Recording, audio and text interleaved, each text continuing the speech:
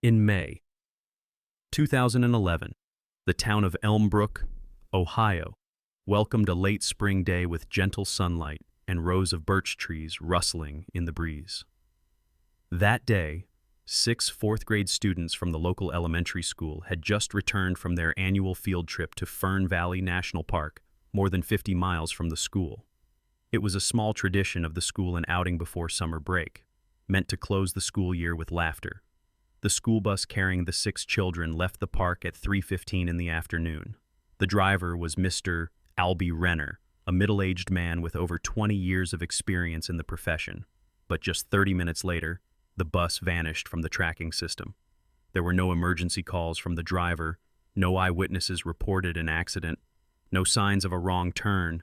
And the strangest thing, when the search team followed the last GPS data, they found only a stretch of empty dirt road leading into the forest. No tire tracks, no debris, no sound. The bus, along with 6 students, seemed to have vanished into thin air. The disappearance shocked the entire state, launching a large-scale investigation that lasted nearly 2 years. But then, like many other tragedies, the case was quietly closed, until 14 years later. A railway worker stopped to rest at an abandoned gas station along Route 96. The place had been forgotten since the 1990s, deserted and lifeless. While exploring inside, he happened upon a dusty children's backpack yellow, printed with a dinosaur. Inside was a notebook, an Elmbrook Elementary School badge, and an item once believed to have been lost forever to the past. Elmbrook was a small town nestled against the southern mountain range of Ohio, with a population of just over 4,000 people, most of whom made their living from farming and logging. The red dirt roads, the single gas station, and Elmbrook Elementary School all carried the familiar quietness of a close-knit community. In that place, everyone knew each other's name. Children were called by their nicknames, and the town parties still took place every autumn on the old football field. In 2011, Class 4B was a special group. The 6 students selected for that year-end field trip included Maria Dorsey, the girl with a remarkable memory and a love for maps. Twins Rufus and Sabine Kamar, the siblings born into a Pakistani immigrant family. Lennox Withrow, a gentle black boy, the son of a preacher. Ada Cruz, the daughter of the town's grocer, who loved painting forest scenes. And finally, Juniper Eno, the quietest girl in class, who always carried a pocket recorder. They departed at 8 in the morning on school bus number 42, a familiar vehicle to the school.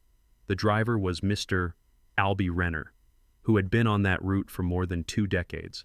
He was known for his cheerful nature and for always bringing chewing gum to share with the children at the end of the day. The destination was Fern Valley National Park, with low waterfalls, easy forest trails, and a picnic area by the lake. The final photographs showed the children smiling, holding sandwiches, and sitting together on a checkered blanket.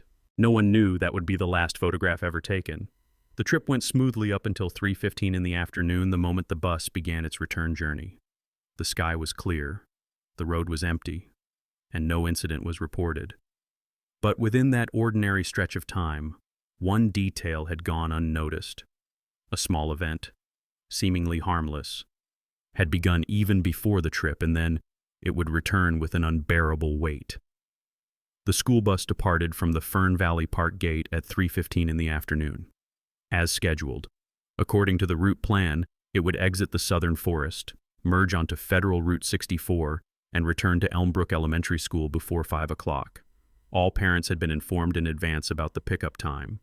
From 3:30 to 3:52, the GPS system installed on the bus recorded a normal journey.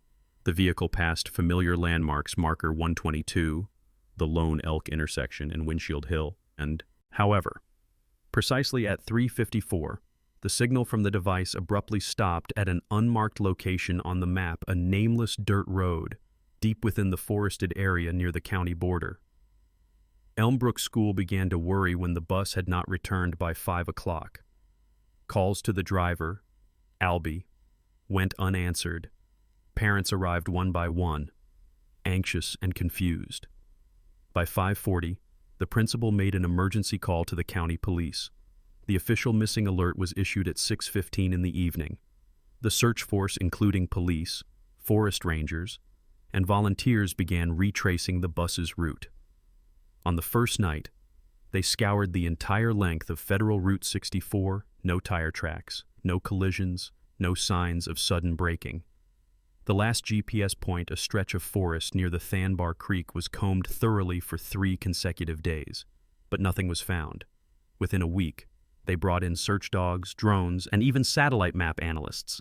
A 20-seater school bus, painted bright yellow, could not simply vanish without a trace. But that was exactly what had happened. No tire marks, no debris, no clothing, no sound, 6 children, and the driver, as if they had evaporated into thin air in the middle of the forest. The investigation quickly expanded. Possibilities of abduction, accident, or even an organized escape were explored, but no one had a motive. The 6 children came from ordinary families, with no known conflicts. Mr. Albie Renner had a clean professional record, no debts, and no signs of psychological instability. The deeper the investigation went, the more tangled the theories became. And among all the hypotheses, there was one very small detail overlooked from the beginning that had surfaced in the vague account of another child, riding a different bus that day. Among all the data collected, there was one audio recording marked as of undetermined value in the 2011 investigation file. It was a 17-second call made from the cell phone of Juniper Eno, the quietest of the 6 missing students. The call was placed at 3:55 in the afternoon, exactly 1 minute after the school bus's GPS signal was cut off. The recipient was Juniper's mother, Mrs. Eliora Eno, but she was driving at the time and did not answer. The call was automatically redirected to voicemail. The content was extracted during the investigation but was immediately dismissed due to unclear audio. In truth, the recording consisted only of static, signal interference, and a faint child's voice, whispering a few indistinct words. Go. Back. A young technician at the Elmbrook Police Department once proposed sending the recording for advanced audio analysis, but the request was denied due to scene prioritization. The file was categorized under Unclassified Audio Appendix and soon faded into obscurity. Aside from Juniper's call, there was one other electronic device that had sent a final signal, her own pocket recorder. It was a battery-operated model Juniper often used to capture natural sounds. The device had no network connection, but thanks to a Bluetooth feature once synced with the school library's computer, the system recorded its last connection at 4:01 in the afternoon, just 6 minutes after the bus's GPS was lost. Strangely, the connection location did not match the site where the GPS was cut. It was nearly 7 miles further south on the edge of a small stream called Elkshade. This stream was little known due to its vague marking on maps and was almost entirely hidden by low vegetation, making it difficult to access by foot. This information only resurfaced 14 years later, when an independent investigator, a former student of Elmbrook School, began re-examining the case files on his own. He asked the question, why are the 2 final signals 7 miles apart when they supposedly came from the same bus? That question, seemingly too late, became the beginning of a series of further revelations. In the first days after the disappearance, Elmbrook sank into a state of chaos never seen before. The elementary school shut down for 3 days to hold an emergency meeting with parents. Local television stations set up tents outside the campus. Reporters from Columbus and Cincinnati poured in. 6 children and a bus driver vanished in broad daylight.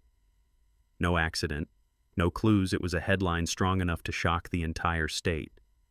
Local police, in coordination with the Ohio State Police Department, mobilized nearly 100 people for the initial search. Helicopters flew along the edges of Fern Valley Park. Ground teams swept through the forest, waded through streams, and traced every narrow dirt road branching off the main route. On the 3rd day, they found a stick of big red chewing gum beneath an oak tree near the spot where the GPS signal had gone dead. The gum was still in its wrapper, covered in mud, and confirmed to be the same brand Mr. Albie Renner frequently carried. It was the only clue discovered in nearly a week of searching. A special parents' council was formed to raise funds, distribute flyers, and provide psychological support for the victims' families. They held a prayer vigil on Sunday evening, on the school's football field where the entire town stood silent before 6 empty desks, each adorned with a white wreath on the seat. But no matter how great the effort, the scene of the event remained non-existent.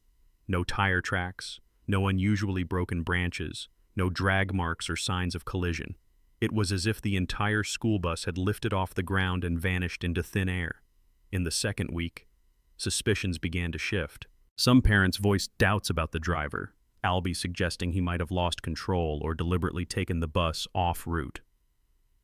Another line of speculation focused on extremist groups once active in the mountainous forest during the 1990s. Some even suggested the children might have been taken across the border. But no one had evidence.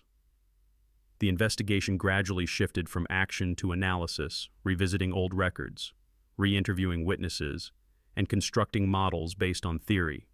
People speculated, calculated, then dismissed their own assumptions. By the 5th week, with no new developments, the state police officially released a statement. The school bus from Elmbrook Elementary, along with 6 students and 1 driver, is currently classified as missing under unknown circumstances. The investigation remains open and ongoing. Though the final sentence sounded firm, for those involved it marked the beginning of forgetting. The following year, everything slowly faded.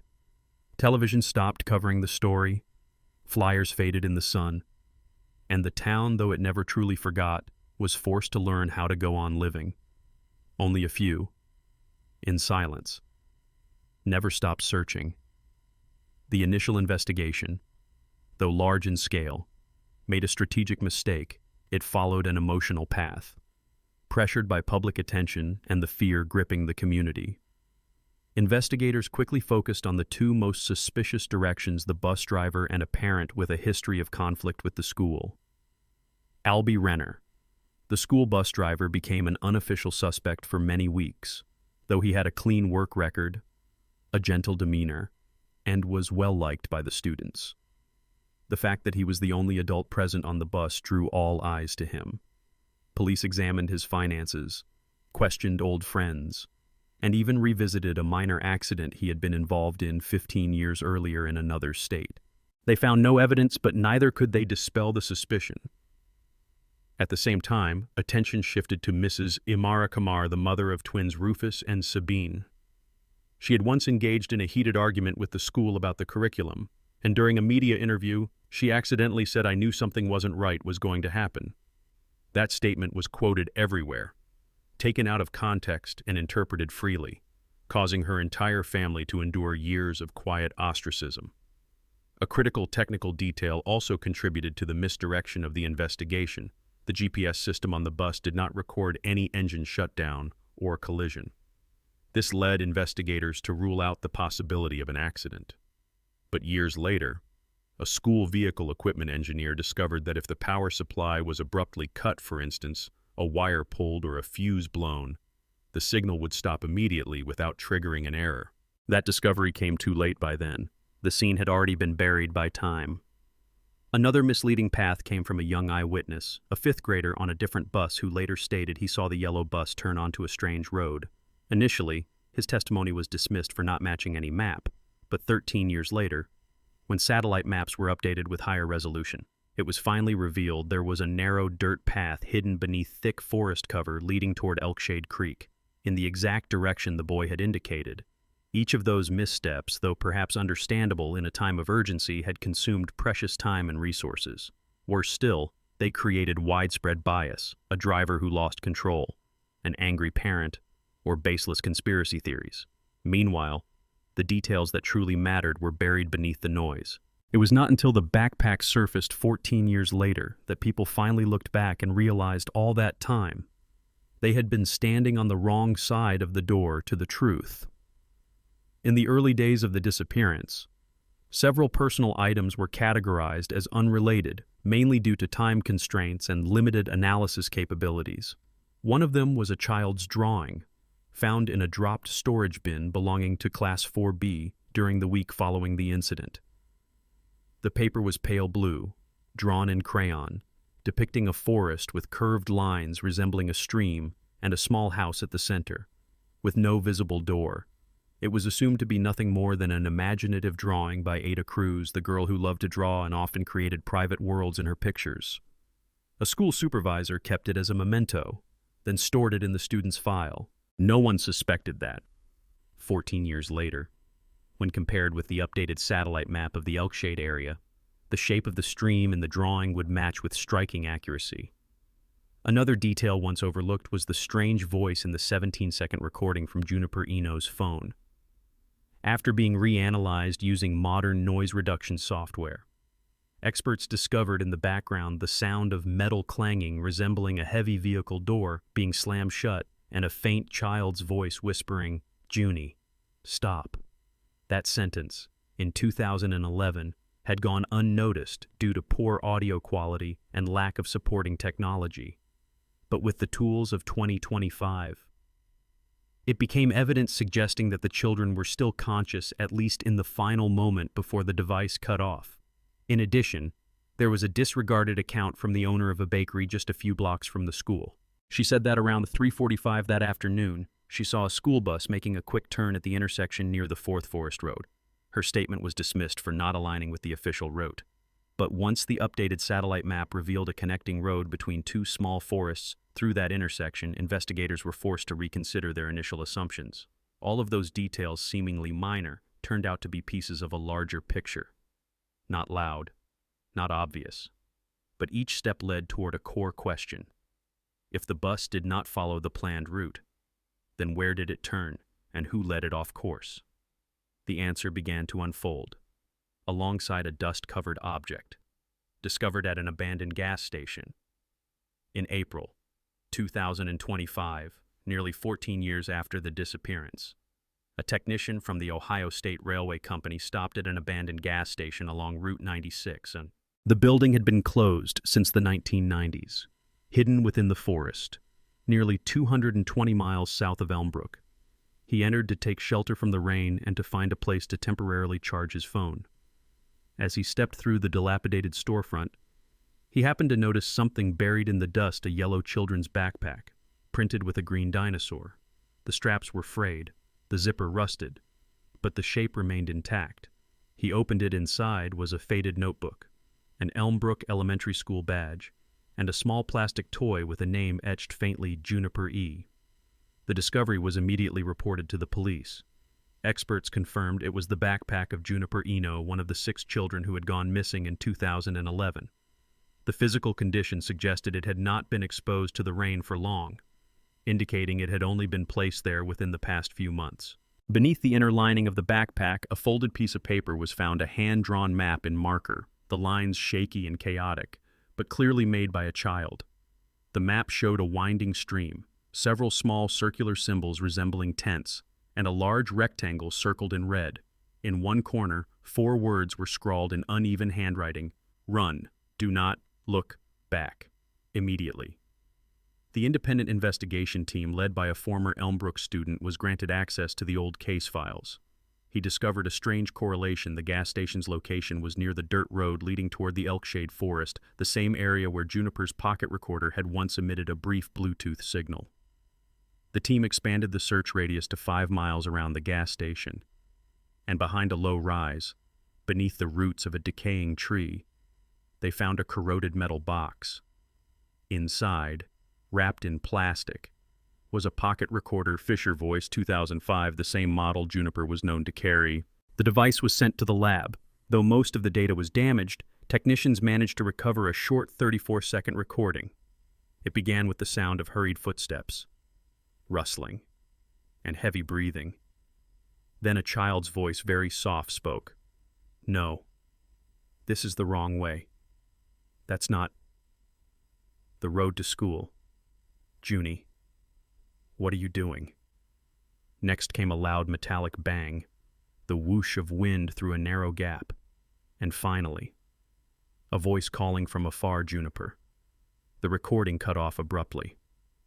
This was the first and only piece of evidence proving that the children were alive for at least some time after they disappeared.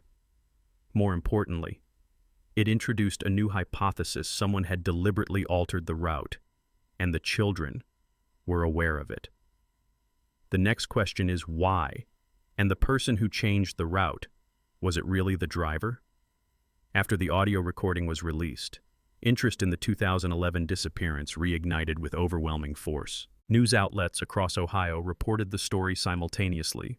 A volunteer investigative group composed of journalists, former officers, and data analysts began combing through all records related to the bus driver, Albie Renner, in a faded backup of a personnel file from 1997 in Greenleaf County, more than 300 miles from Elmbrook. They uncovered a concealed detail. Albie had previously worked as a driver for a private boarding school tied to an educational scandal. This school, located in a remote hillside region, had once been accused of confining students with deviant behavior to retrain them using coercive behavioral models. The records lacked specifics, but Albie's name appeared on the staff payroll during that period. In 1999, the school was dissolved. Several staff members left the education field.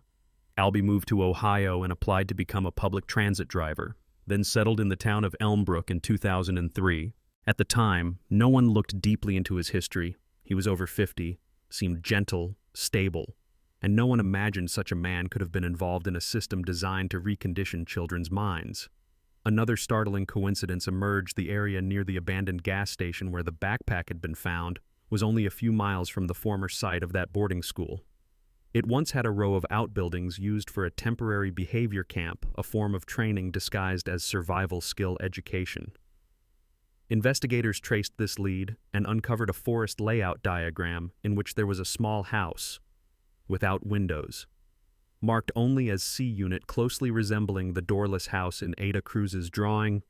And then, another shock surfaced. The family of the twins, Rufus and Sabine Kamar, the two children who had disappeared, had once shared that, during that time, both showed strange behavior, waking up startled from dreams, drawing distorted shapes, and frequently asking their mother, "If we don't obey, will they take us away like Kira?"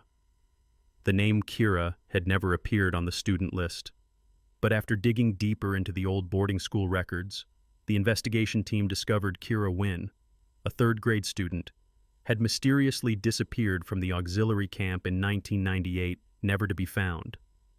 The records vanished. The media said nothing. The family was quietly settled. This led to a second hypothesis. Could there have been a secret link between Albie Renner and the former adjustment camp system, and could the children of Elmbrook have unknowingly become the final transport of a long-dead mechanism that had never been exposed? The answer still lies somewhere within the Elkshade Woods, among the doorless houses, and the voices that echo with no reply. Less than 2 weeks after the discovery of the backpack, a serious accident occurred on Route 96, less than 3 miles from the abandoned gas station. The victim was Wyatt Grissom, the man who had first found Juniper Eno's backpack. His truck veered off the roadside and caught fire. By the time police arrived at the scene, the vehicle's GPS device had been removed. The truck's black box was shattered beyond recovery. The forensic report concluded it was an unintentional accident caused by driver fatigue during long-distance travel. But Wyatt's friends disagreed. They said he hadn't been sleep-deprived, and the night before the accident he had texted a family member, "Tomorrow, I'm going to report that thing. Can't let them hide it anymore." The accident was made public at the exact time media speculation about Albie Renner's past was reaching its peak. The volunteer investigation team began to suspect was Wyatt's death a warning. Then came another turning point. In the basement of the old Elmbrook School Library, once used for storage, a group of students working on a space renovation project discovered a box of old records. Inside was an unmarked VHS tape, recorded with an amateur camcorder. When played back, the footage showed flickering images of an outdoor training session clearly not on school grounds. At least 8 children, dressed in beige uniforms with numbered ID tags, sat in rows in a forest clearing. An adult filmed from behind was reading rules aloud. In the top left corner of the screen, the background resembled the Elkshade Woods, with a low rise and a faint red boundary marker. One of the children, around 9 years old, bore a striking resemblance to Ada Cruz. The footage cut off after 1 minute and 42 seconds, with no clear audio. But one chilling frame remained: a solitary iron door in the forest, marked crudely with the number C Unit. The area was immediately cordoned off. Local authorities and the independent investigation team began surveying the abandoned land near the gas station and the edges of Elkshade Creek.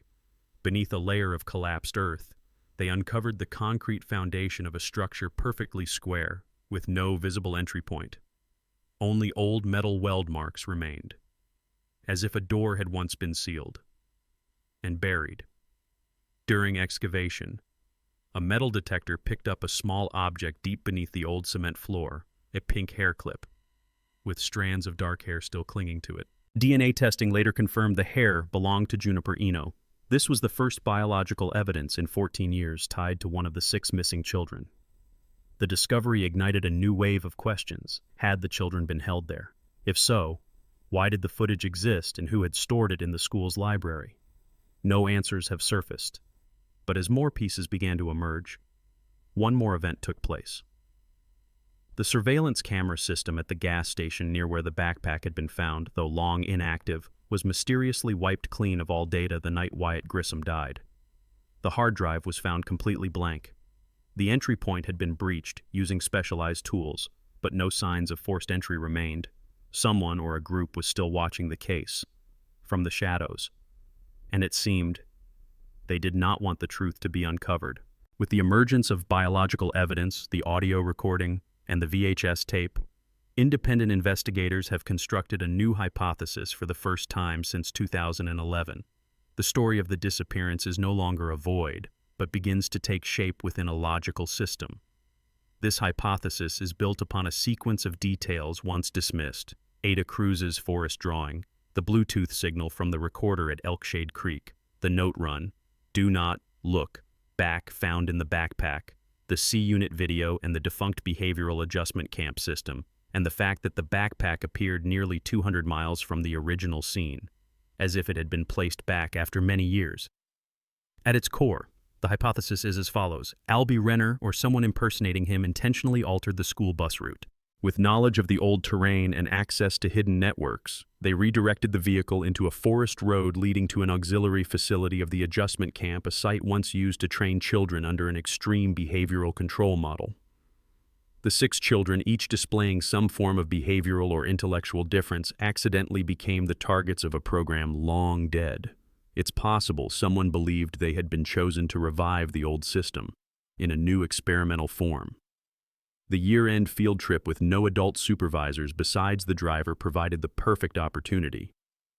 At C-Unit, the doorless structure, the children may have been detained, isolated, and filmed as part of the process. This could explain the VHS footage and internal document, perhaps intended to demonstrate adjustment effectiveness. However, something went wrong outside of the planned script. It may have been resistance from the children, an external interference, or an operational error. And in the aftermath, one or more of the children may have tried to escape, leading to the activation of the recorder, the hastily drawn map, and ultimately, the backpack hidden away as a belated cry for help. If the bus was destroyed, it must lie somewhere within the Elkshade area. But to this day, it has not been found. Some extreme theories suggest it was dismantled, buried using professional methods, or even disguised as another structure. Some ask, why did no one hear anything? Why was nothing discovered for 14 years? The answer might be because someone did not want us to hear. An old network, though no longer officially operational, may still exist in the shadows, guarding the secrets of the past: the death of Wyatt Grissom, the erased surveillance footage, the vanished record of Kira Wynn. These were not coincidences. These details do not prove the truth, but they draw a map, and on that map, there is one silent red mark: Elkshade. The final question remains, how many people knew this and chose to stay silent? Elmbrook, 14 years after the incident, remains a small town with birch trees rustling every spring. But within it, there are voids that will never be filled, especially in the hearts of those who still live, day by day, with a hope suspended between memory and reality. Mrs. Eleora Eno, mother of Juniper, never left the town. Her small house still preserves Juniper's room, with cloud-patterned wallpaper, a cat-shaped nightlight, and a desk with a drawer that sticks slightly at the left corner.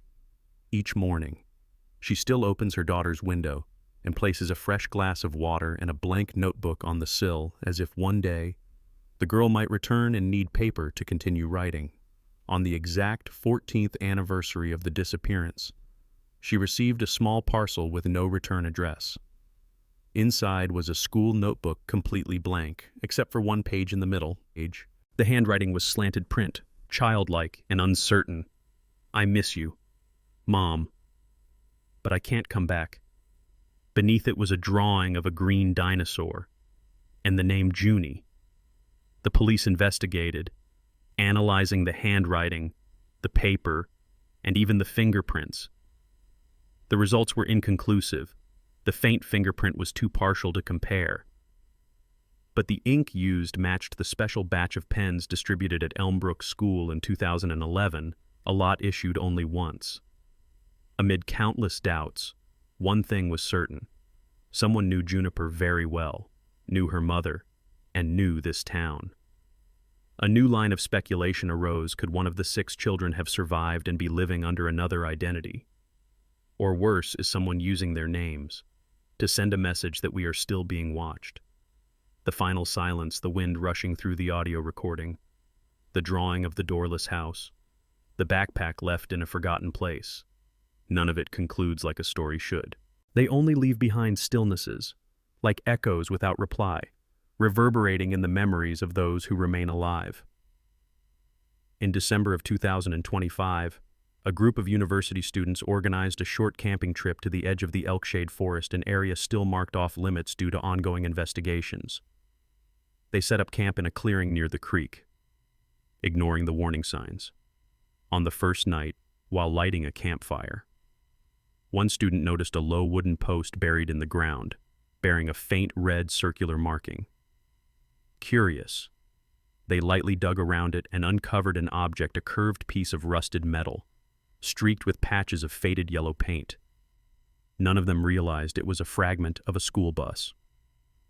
A few days later, the photo was uploaded to social media, and it spread rapidly. By the time the investigation team returned to the site, the metal piece was gone. No trace, no claim of ownership. But the photo remained, and upon analyzing the paint layer, experts confirmed it matched the paint used on Elmbrook school buses unit number 42. The case was pulled once more into the zone of suspicion. But this time, instead of igniting hope, it only stirred a quiet, lingering sense of unease. Someone was still one step ahead. The story of the 6 missing children in Elmbrook has passed into more than a decade and a half. For many, it is a wordless scar. For those still searching, it is a Rubik's Cube that never turns to a full face. And for those on the outside, it is simply a question without a period. Some say the truth can be hidden, but not forgotten. Others believe there are truths that should never be unearthed. But no matter what we choose to believe, one thing remains unchanged. On the final day of every school year, there is always one row left empty in the Elmbrook schoolyard. 6 chairs, no names, no flowers, no memorial plaque, just empty. And to anyone who has ever lived in that town, that absence is the truest story ever told. Thank you for staying with us until the end. If you found this video meaningful, please like, share your thoughts in the comments, and subscribe to the channel to support the journey of retelling forgotten truths.